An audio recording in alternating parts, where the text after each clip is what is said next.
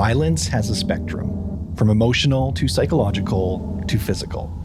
And even then, on that spectrum, it has a spectrum of severity. Occasionally, we find a case so horrific, its violence spreads across all spectrums. And in today's case, we definitely find that. Not only did a gruesome murder take place, but the violence was spread to family, friends, and online. This is the case of Bahsid McLean. My name's Ben. And I'm Nicole, and you're listening to Wicked and Grim, a true crime podcast. Warning, the following podcast contains graphic content and material intended for a mature audience. Listener discretion is advised.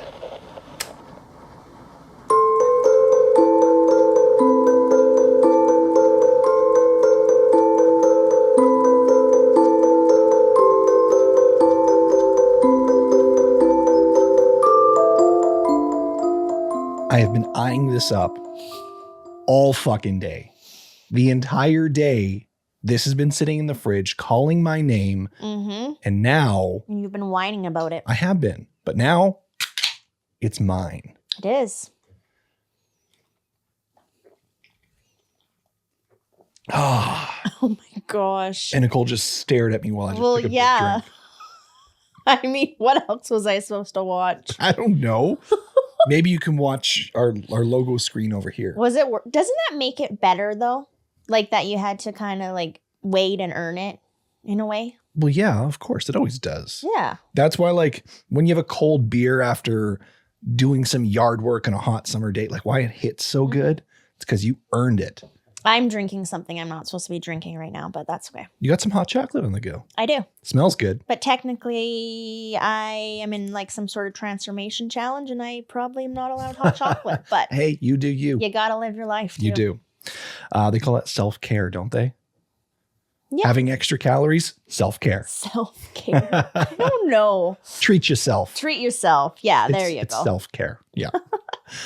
Speaking of self-care, all our patrons get a little bit of self-care when they sign up because they get the behind-the-scenes content, the exclusive content, which happens at the end of every month. And we have a lot of people to thank this week.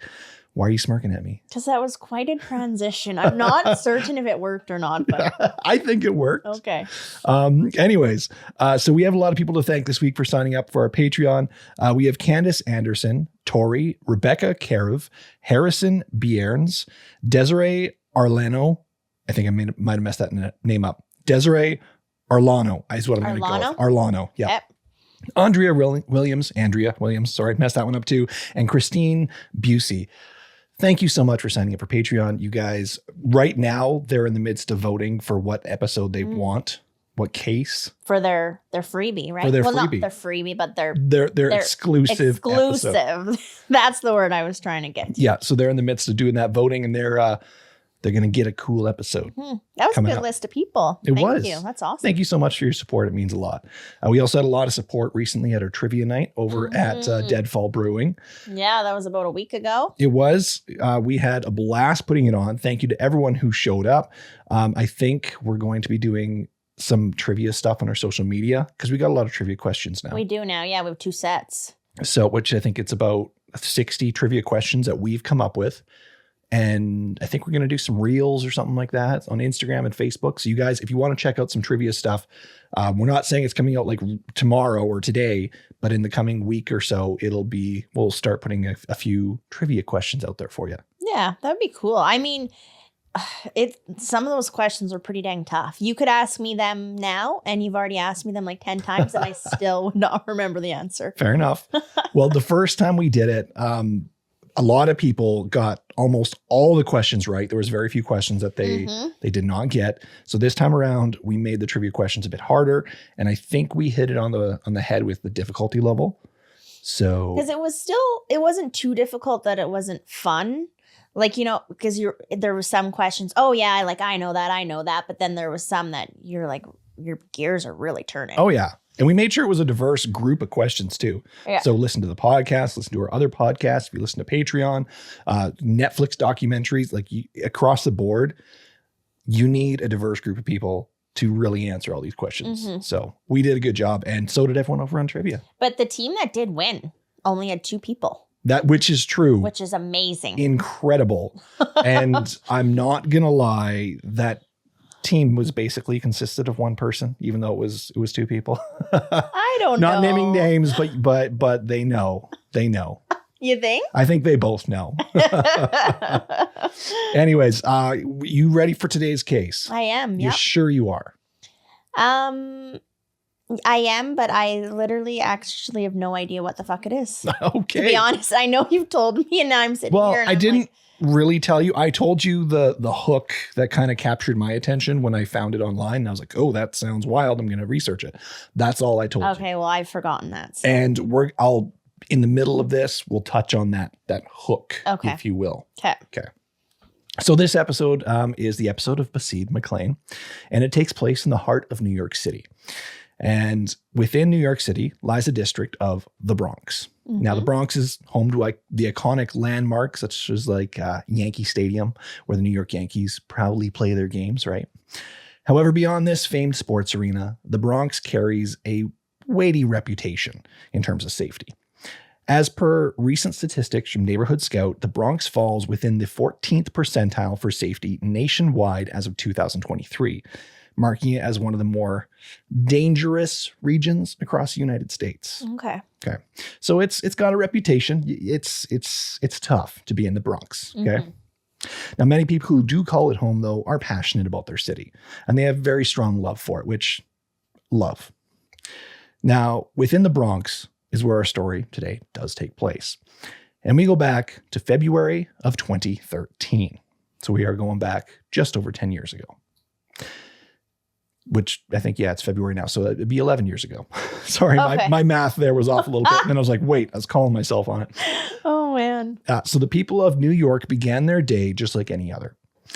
You know, buses, cars, and subway routes were all filling up with passengers making their way about the city and heading to work. Many people were walking the streets, and in true New York fashion, they were minding themselves, head down, doing their own thing I in think their that's own like world. big city fashion, eh? And New York is one of the biggest cities there is, especially with that big city attitude, right? Yeah. I mean, I'm sure there's like, you can go like Tokyo and stuff. Like if you really compete with cities around the world, I'm sure there's bigger. But as far as the United States go, New York it's called the Big Apple for a reason, right? Totally. Yep. So, however, it was hard to turn a blind eye, even if you are just minding your own business, to the horrifying discovery that came to light on this morning. Someone was walking their dog during their morning routine at about 4:30. And it was then that the dog began sniffing incessantly at some garbage bags in the sidewalk. Some garbage bags that were sitting there waiting for collection. Now, in itself, this isn't exactly anything extraordinary. Garbage often contains scraps of food, for example, which could capture a dog's attention pretty easily, right? But something about this was different. The dog wasn't letting up. Now, upon closer look, the person who was walking their dog saw a gruesome sight. Their dog was sniffing at a dismembered human limb underneath some piled garbage. Oh, shit. Okay. So authorities were, of course, called immediately, and the block was surrounded.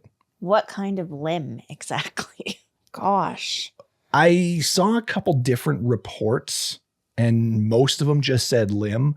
One of them said an arm, but I couldn't clarify, so all I know is a human limb. Do you remember me, because I've been to New York once, coming back and telling you about like the garbage? I don't At think all? so, no. Because I can actually vividly remember, like it was like night, I'm walking down the street and the restaurants, and just, I don't know if it's still like that, but they just had like their bags just kind of on the side of the sidewalk, like so much garbage. Yeah, and then collection comes around, grabs the bags, throw them in the truck. I don't know, but I was just like, oh. Well- Because our city isn't really like that at all. Like our garbage, I guess, is a bit more contained, I guess you could say. Well, but, in a big city like that, it's really hard to just have city garbage cans. well, you know? totally, yeah. So I get it, but I'm like walking down the street now and I can picture this. Yeah. Yeah. Well, can you Not picture, the limb. I was about to say, can you picture an arm thrown in that pile too? No, thank No, goodness. That's Gosh, good. That's a good thing. Now, the authorities, of course, searched the trash pile, and they began searching other trash piles up and down the street, because that's exactly what it was, just like you're talking about. On the sidewalk, piles of trash bags just waiting for collection that morning. It's not like it's just like garbage just strewn about. It's a pile. They're going to be collected in a few hours sort of thing. Yeah, absolutely. Now, what they found were the remains of a woman. Piece by piece, they found her hacked and cut pieces scattered in garbage bags across multiple piles. They found her decapitated head, her right leg, torso, and hands and arms. Oh, wow. All of her remains were found within the same area around Eagle Avenue, 158th Street, 156th Street, and Caldwell Avenue. The dismembered body and remains, some of which were still wearing the clothing articles that the individual was slain in, man. would soon be identified as a 45-year-old woman by the name of Tanya Bird. That's brutal. So they kind of seem like they went about trying to hide this, but they did a terrible job. Yeah, they were hoping that the body would just get thrown out with the garbage. And I mean, it clearly didn't. Well, they went to the length of at least, I guess, going around putting it in different piles. They did. But still. All within about 1 block. Huh. So it didn't go very far. Yeah, but also that is so sad too. That you're like, take someone's life and then you're just out with the trash. Like with the garbage. Like, yeah. Oh, gosh. Now, I do want to say, like, can you literally imagine just walking your dog one morning and just, oh, human arm? That's honestly a worst nightmare of mine. Is it really? Oh, yeah. I think about sometimes our dogs finding something that I would not want them to find. I mean, they've come back with like bones and stuff before, but it's usually like, because we're in like moose or deer. Yeah, we're out in the country and it's like there's hunters around that like they throw discard from a game kill, in the bush once in a while, and they come back with like a bone that's been there for a year or two. Okay, but question. Do you ever examine what they find, and would you know if it was something other than a wild animal? Usually, yeah, because it's generally very obvious that it's like, oh, that's a big ass bone that's from a moose or something. Okay. Yeah, no, you're right. Because thinking about it, I'm like, shit, I don't really examine the bones. But yeah, they're usually generally quite a bit bigger. Yeah. Now, this woman, Tanya Bird, who was found, she had been dismembered and stuffed inside several separate heavy-duty garbage bags and added to the piles. But even within those garbage bags, she was then stuffed inside multiple duffel bags as well. And of course, dispersed for disposal on the piles. So police soon contacted Tanya's family. They also found that her son, Bahsid McLean, had reported her missing at the precinct in the Bronx just the day prior. He told police about how he hadn't been able to contact his mother for at least a day, which was very unusual for her. See, Tanya had another son who was 6 years old and had Down syndrome. She was always making sure that she provided the care that she needed for him, and that's what she lived for. That's what she did. She was to be there for her son and taking care of him. Now, the son the authorities were talking with, Bahsid, continued to tell them everything he knew, including how a former boyfriend of his mother's dropped by on Monday, and that this was the last time that he saw her. To quote him, quote, "He came over yesterday and walked out with her in the morning, yesterday morning." Tanya's sister, Cassandra, believed that her sister's allegedly abusive ex-boyfriend was responsible for the horrific murder and dismemberment of Tanya. Okay, can I ask a question quickly? Is that the same boyfriend that the son? Yes. Okay. Yeah. Okay. And to quote Cassandra, Tanya's sister, quote, "I told my sister to stay away from him, but she said he's harmless and not to worry." Uh-oh, he sounds like bad news. Cassandra also described her sister as a loving mother and being very devoted to her son and his needs. He was the joy in her life. Oh, man. That's sad. Bahsid also provided photographs of his mother from his phone to police. This helped them able to confirm that Tanya was in fact the victim they found, because they were looking at missing reports along with the decapitated head they found, and now linking it with the photo he provided. At first, though, it seems that the family was willing to help and find Tanya in any way that they could. I mean, he's showing photos. There was a missing report, right? They did all they could. They're talking with officers in regards to whatever questions they ask and everything. But something was standing out for the officers from the moment that they actually stepped in to their home and began talking to him. You see, the home reeked of bleach. Oh, no. Yeah. Okay. Oh, right away you would just be like, la fuck. Yep.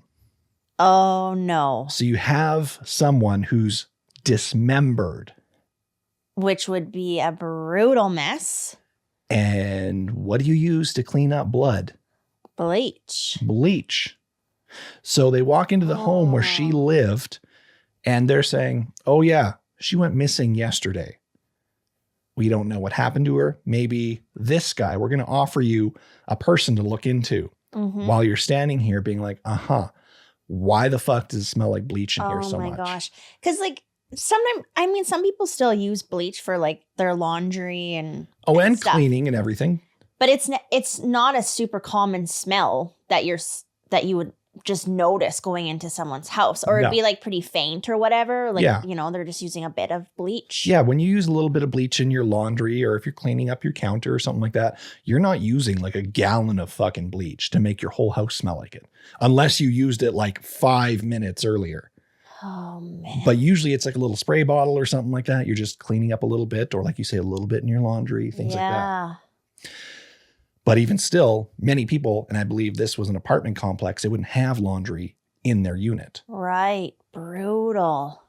Now, the investigation into the home, of course, quickly began. They now had warrants because, I mean, this is where she lived. She's dead. So it's like, we need to search her fucking home, right? So as they were looking for evidence in the whole home, they certainly found evidence. They found the equipment that was used to carve up Tanya's body. And eventually, they even found some extremely gruesome photos on Bahsid's phone. What the shit? The son? Is that the son? That's the son. So while executing a search warrant and searching his phone, they found images where Bahsid had posed and taken selfies with his own mother's lifeless and dismembered body. One in particular, he was posing in front of a bathroom mirror. You know how you like take a selfie in a bathroom mirror, right? He was doing that while holding up the bloody head of his mother like a trophy.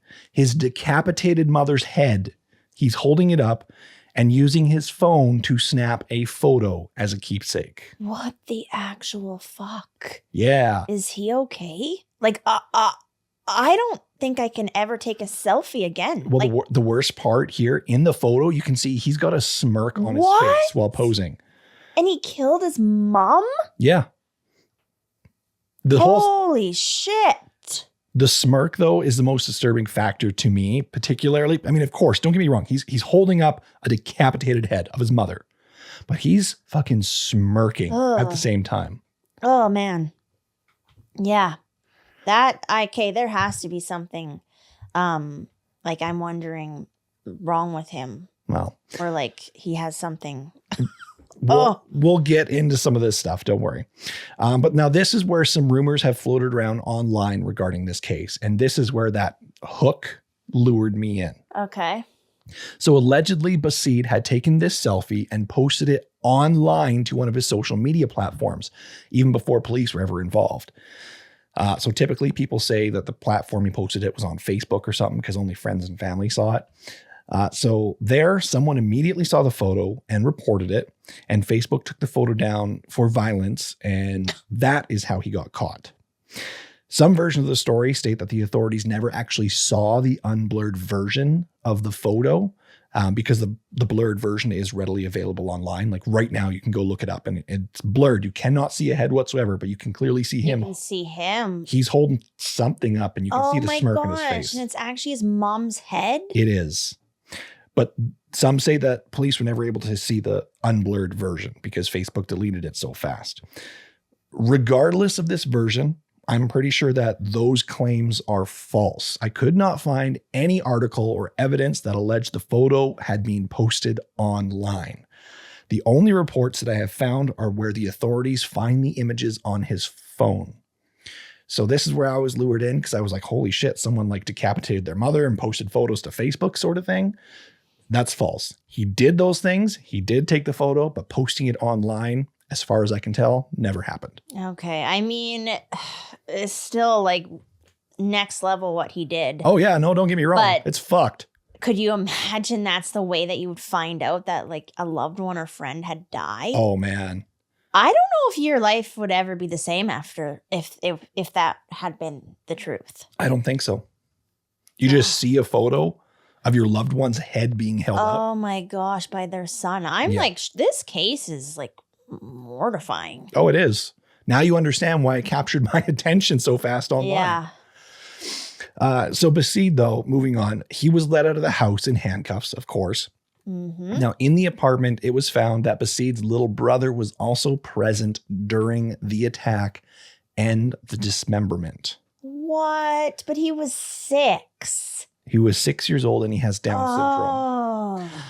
Fortunately, he did not see any of it directly.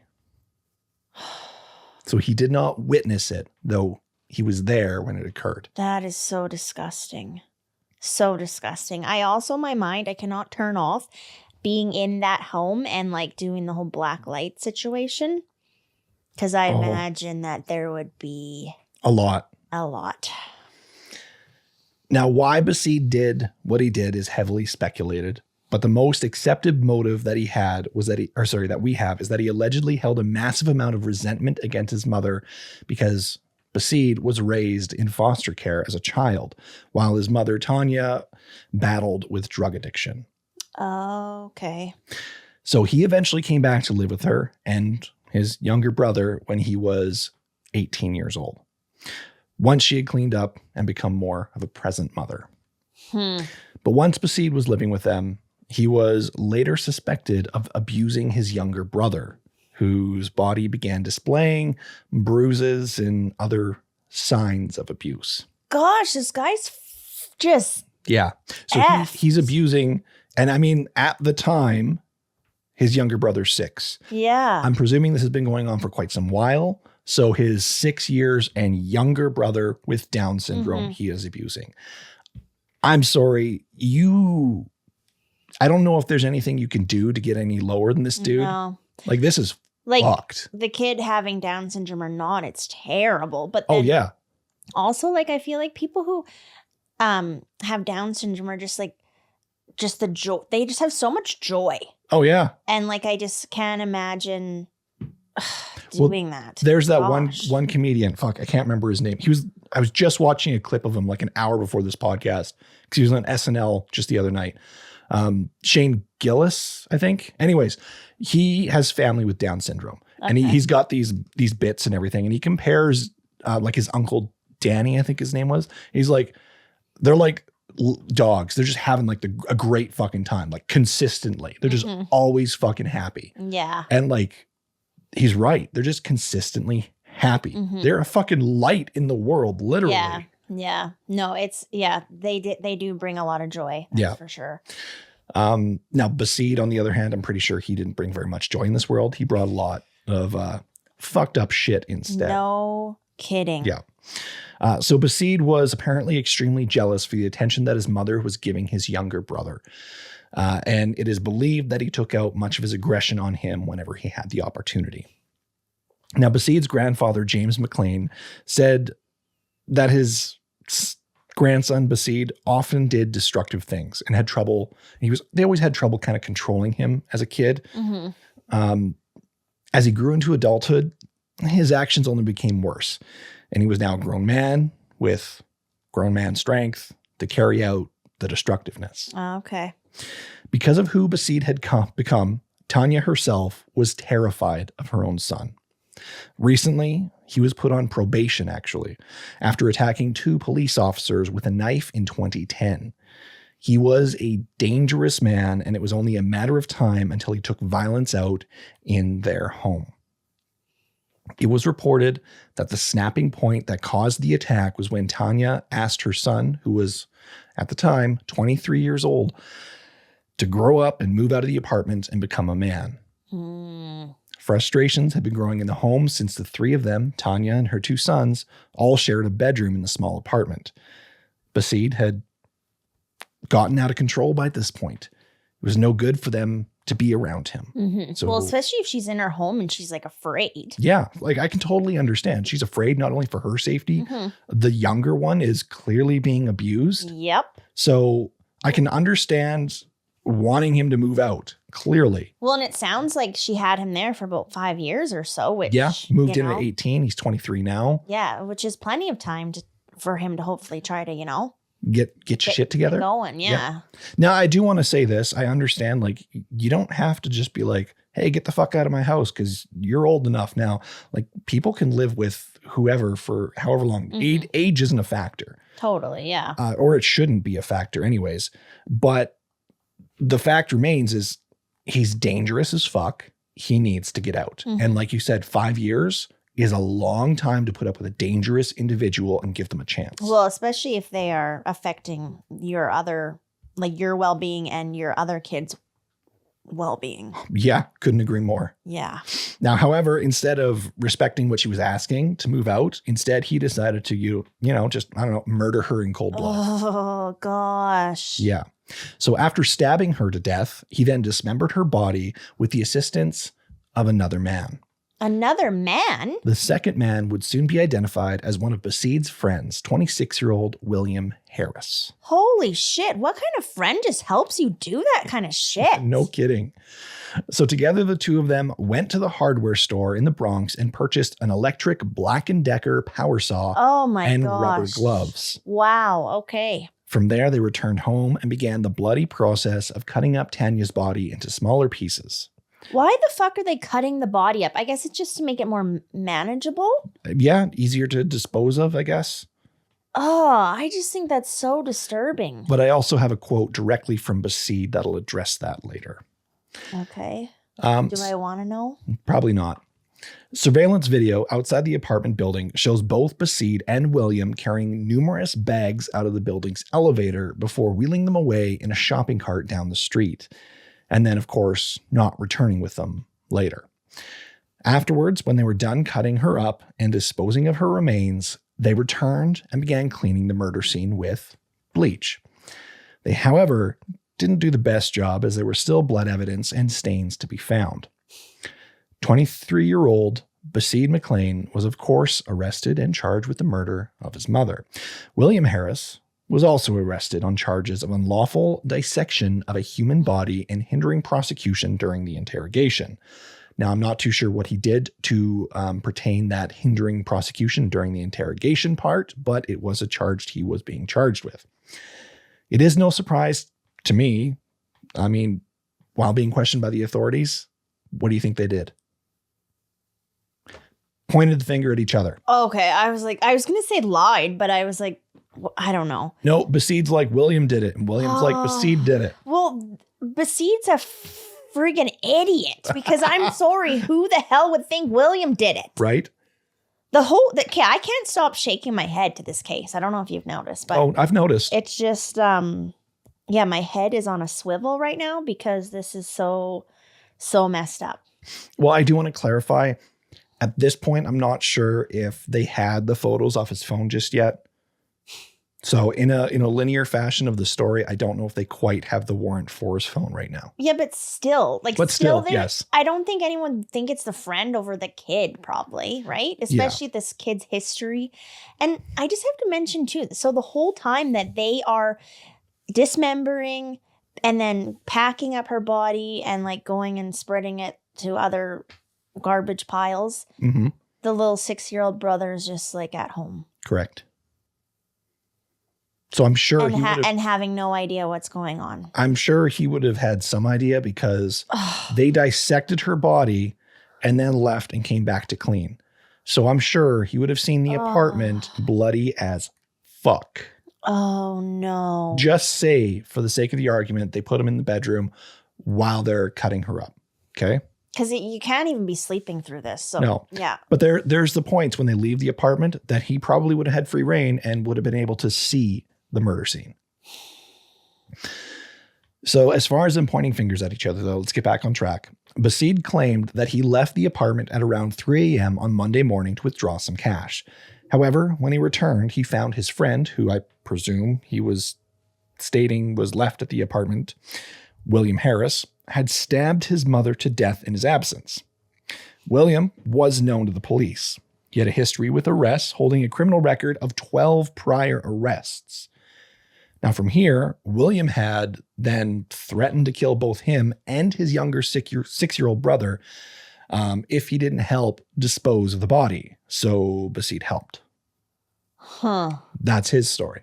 Okay. I mean, I didn't realize, I guess, well, I didn't think William was a real winner, but I didn't realize how much of a shit show he was too. So, Well, William, however, painted a different picture. He claimed that Bahsid had already killed his mother by the time that he had found out about it. Bahsid had shown him pictures of her body on his phone, which, yeah, we know actually he had. Yep, selfies. Yeah. And he showed them to him while he was on the subway with them. And there he had begged his friend to help get rid of her remains. So at this point, she's not dismembered. They're on the subway together. So she's dead in the apartment alone with her 6-year-old son. Oh my gosh. Okay. Yeah, this is just getting worse. I need another hot chocolate. This is unreal. It's fucked. Now, we already know that Bahsid had these photos on his phone. So, I mean, it's pretty easy to discern which story is more believable. And I'm sure right around this point is probably when they got the search warrant for his phone, or they may have already had his phone, but searching it, I'm not sure. But by now, they definitely have the photos. Eventually, though, the story didn't matter that Bahsid was trying to paint. Bahsid would ultimately confess to the crimes after police found a shower curtain missing at his apartment. The shower curtain was later found wrapped around his mother's body parts in one of the bags that was dumped on the curb for collection. I have to say, two really quick things here. I'm shocked that they were even able to find this body, like in the garbage so quickly and stuff before any of it was collected, you know? Like that almost seems like a small miracle. Well, it was 4:30 a.m. Well, I mean, yeah, you're right. In a sense, if really. that person wasn't walking their dog, maybe they wouldn't have. I feel like it could very easily have just been taken away. Yeah. My gosh, I can't even. Oh, okay. This is the other thought. The other thought is I'm actually shocked that he didn't kill his brother, too. Yeah. Just thinking about this and how much of a terrible person he is. Yeah, you're right. He could have very well. And if he did harbor resentment towards him. Yeah. Yeah. Because he already was abusing him, right? Exactly. So I'm actually a little bit shocked. No, you have a good point there. Actually, I never even thought of that. Now in court, though, Bahsid would later, make his appearance there. And apparently, as he showed up in court, he was wearing a garbage bag. And according to his defense attorney, he had begun urinating on himself and had no other clothing. So he showed up wearing a garbage bag. What the actual fuck? Yeah. So the defense attorney continued and stated that Bahsid was off his medication and that his client was going to be under psychiatric evaluation. You don't say. However, he never did elaborate on what that medication was exactly. To me, this seems like a ploy to paint insanity in the courtroom.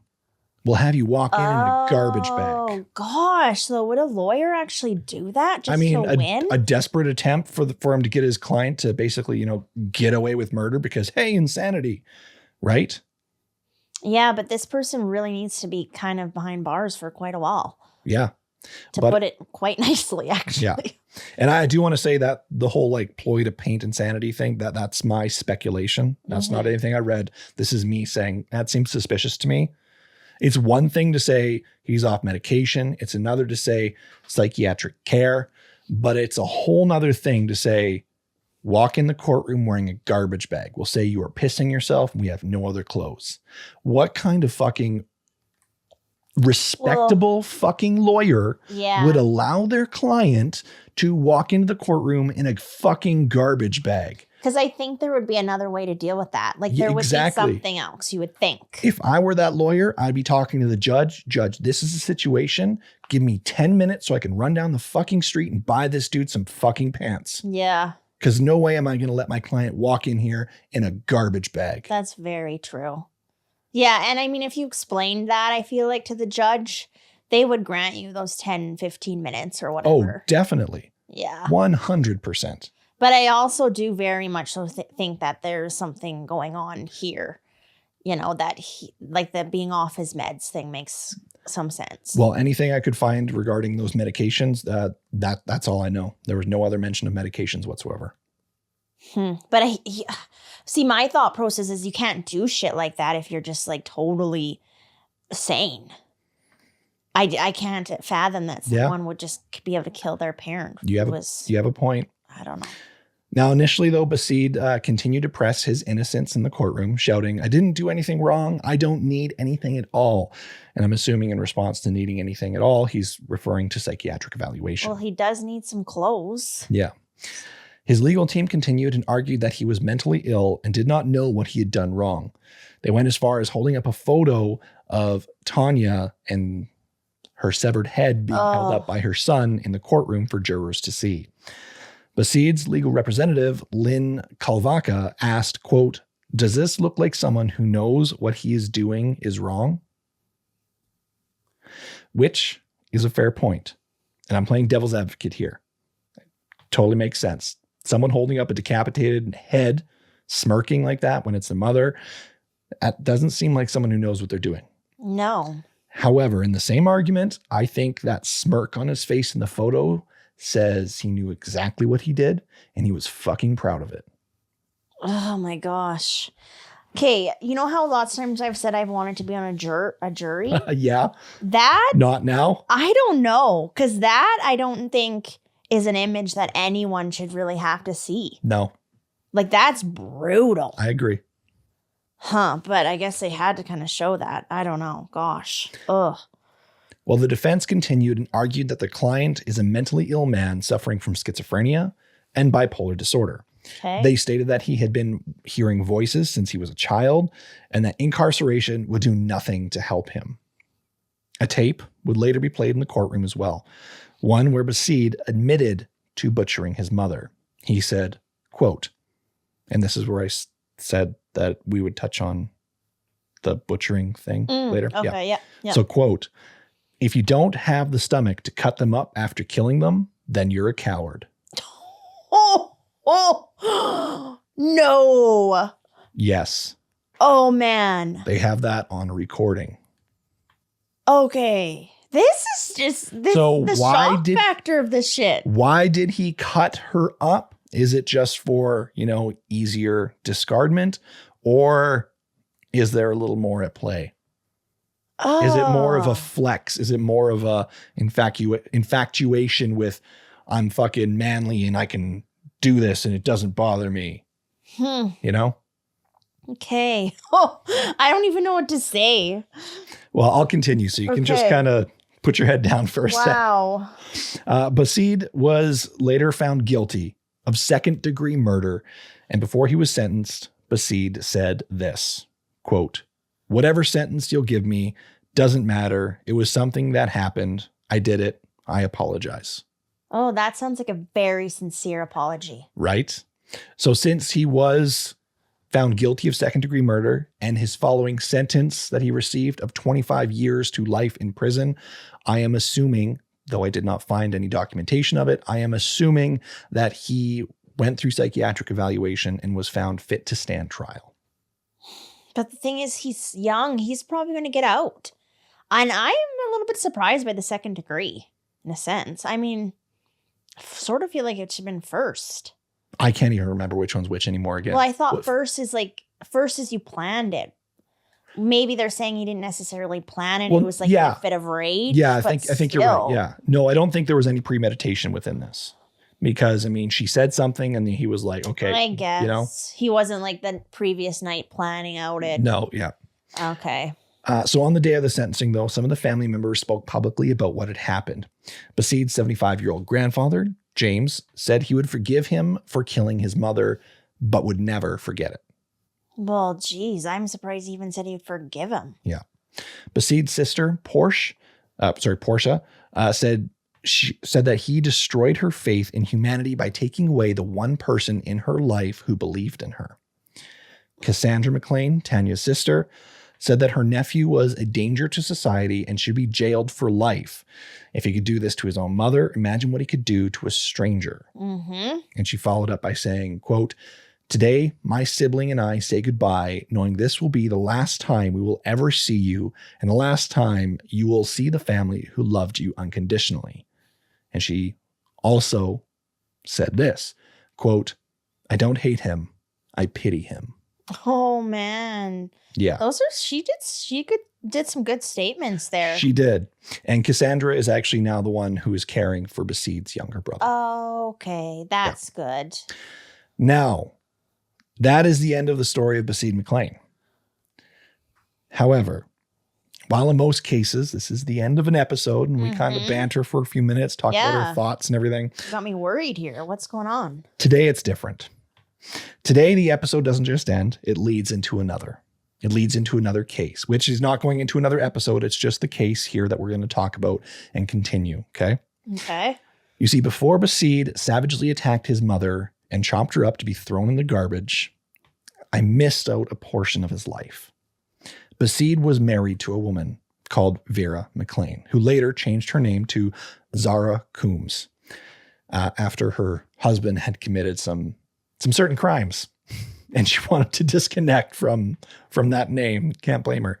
Okay. Yeah. So after Bahsid had killed his mother, she's like, yeah, not married to you anymore. Can't hear my name. Oh, yeah. You know? Disconnecting from that shit. Very fair. Yeah. So can't blame her for that. So she was raising their son who had just turned 3 months old. Bahsid was a father. So the aunt, Cassandra, said that her nephew and her had met in a group home and that their family was against marrying her from the very beginning. It wasn't her they were protesting, though. It was Bahsid and him not being fit as a father or a husband. Quote, he was no good. He was a bully. He didn't work. He lived off his mother. He couldn't understand what she saw in him. So Bahsid's son, because he was a father, who was now 4 years old, was targeted by his mother when he accidentally dropped an egg on the floor in the kitchen.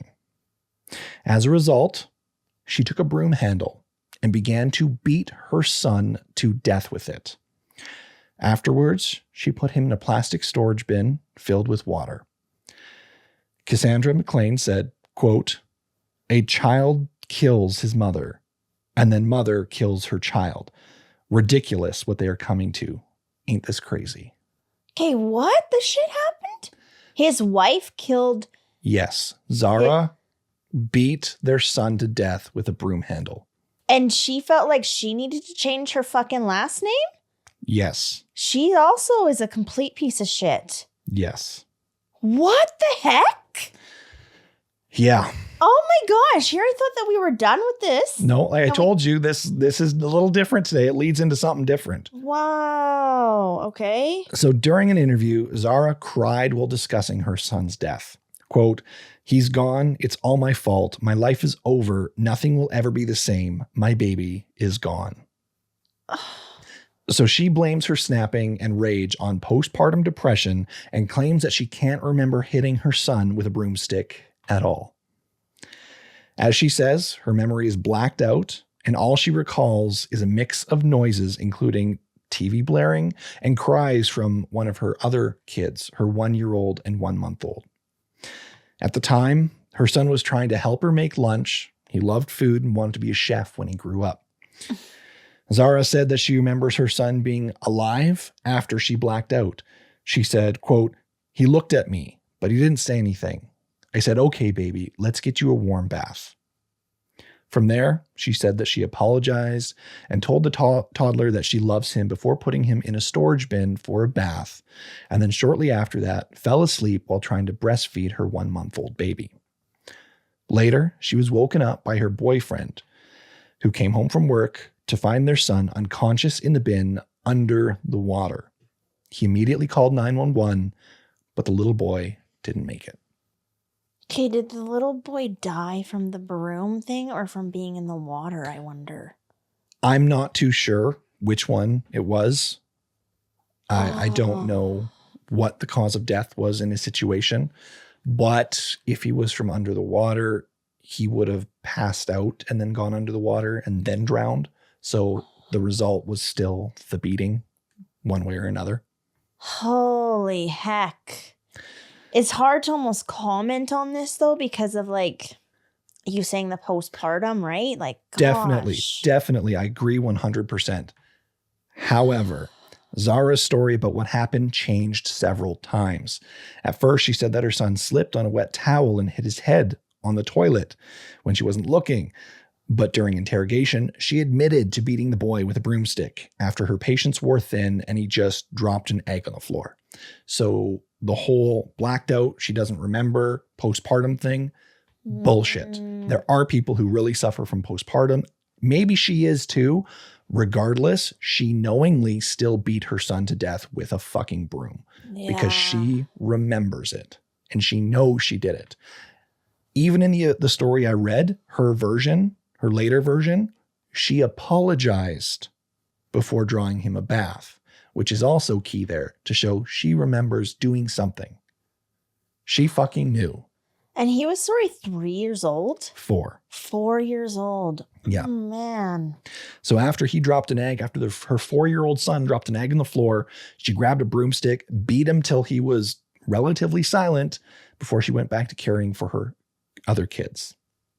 Now, the night before this occurred, police had just been at her residence for a domestic dispute between her and her boyfriend. Now there are 3 children, 1 9, 1 1-year-old, and 1 1-month-old at the time, were taken out and put into the care of Child Protective Services. Okay. So that is the story about Bahsid, McLean, and his son. Huh. So the boyfriend, okay, she had the other 2 kids with someone else or something, right? Yes. Okay. Yes. Oh, gosh. I don't even know how to proceed How to with process this. any of this? Yeah, Yeah. welcome to my world. Now you know why at the very beginning I'm like, I've been eyeing up this beer all fucking day. No shit. How did you not open that earlier? I would have. Yeah. Thank you. Thank you. But doesn't it make it taste so much better now that you've earned it? You earned it earlier. I would have totally been drinking that earlier. The reason you saved it, though, is too because that's your last one. I know. Let's be honest here. It's my last one and I needed to open it for the show. Oh, my goodness. Yeah. Huh. So what I thought this story was going to be, it wasn't, and it turned into so much more. Yeah. So what was the saying that you said? A son kills his mother, a mother kills her son or something? I'll look it up directly. So this is a quote from Cassandra, Bahsid's aunt. Yeah.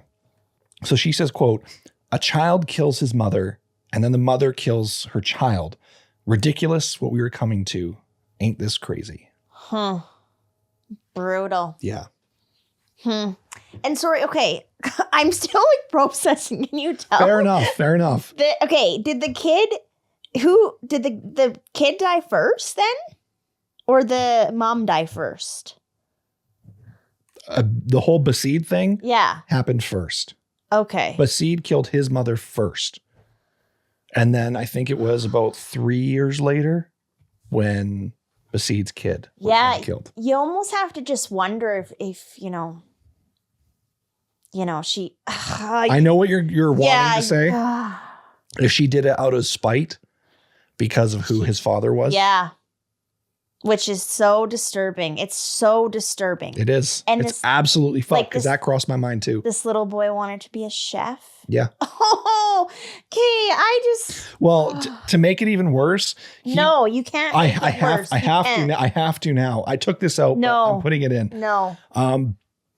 So the little boy, because he wanted to be a chef and he loved food so much, he would call people he loved food he loved. Like if he called you a chicken nugget, it's because he loves you. You were his chicken nugget. Thanks. You're welcome. That is one of the saddest things I think I've ever heard in my whole entire life. I know. I took that out to maybe lessen the blow of that one a little bit, but we got onto the topic. And then you just decided, we fuck got it. onto it and I had to say it. I'm sorry. Okay.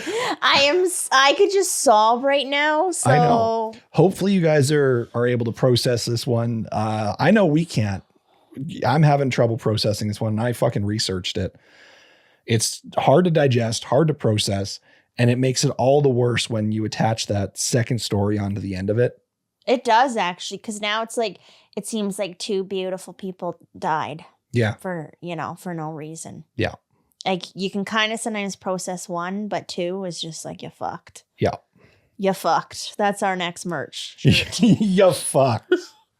I'm still waiting for another Carl case to come up where we're like, not cool, Carl. I know. There has to be another one, hey? We should specifically dive in and find If anyone knows of one, let us know. Definitely. Anyways, thank you for being here. Thank you for listening. We appreciate you as always. Our links are down below. We got YouTube where we're super active now. You can watch super active. You can watch the video version of this podcast on one of our YouTube channels. Both links are in the description. Instagram, Facebook. Like I said, we're going to be posting some trivia stuff here coming up on social media. Patreon's down below. You can go sign up for exclusive stuff there. Yeah, I think that's about it. Yeah, that was a doozy. Sorry to hit you with that one today. Yeah, but I felt it was one that should be covered. Oh yeah, I mean the stories need to be told. Definitely, so. and it's dismantling myth that is being perpetuated online, because I saw like this is starting to gain some traction, this story, on places like TikTok and Instagram. I ran into it a couple times and every one of them are saying that he posted those photos online. No, he didn't. Facts are important in cases like this. Not true. Just simply not true. Yeah. At least as far as I could tell. If you could provide evidence, please do. But I have not seen a single shred of it. Yeah, it does seem a little bit far-fetched. Yeah. I mean, the whole thing does really, though. It does. But anyway, now you got to finish that beer. Yep. I'm going to go finish this beer and maybe cry myself to sleep. And until next time. Stay wicked.